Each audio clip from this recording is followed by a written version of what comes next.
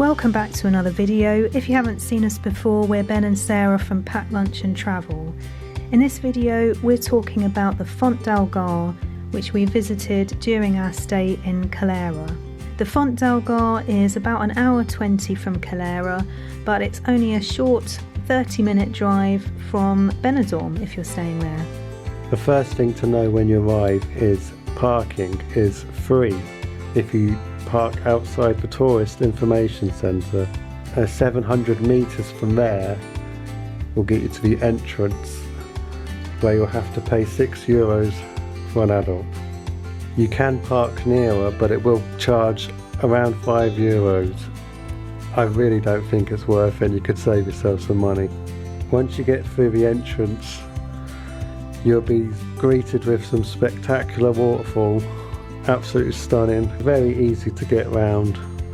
You just follow the stairs and the trail, and it's quite a relaxing vibe and walk.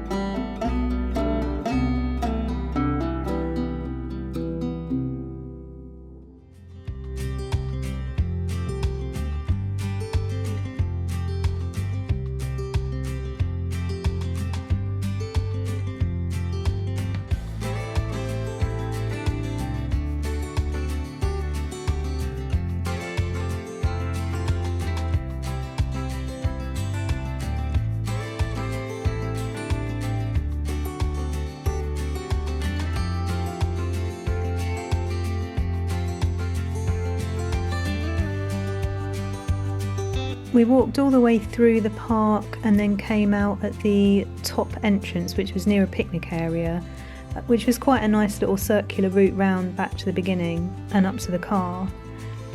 We thought that it was a bit shorter than we were expecting.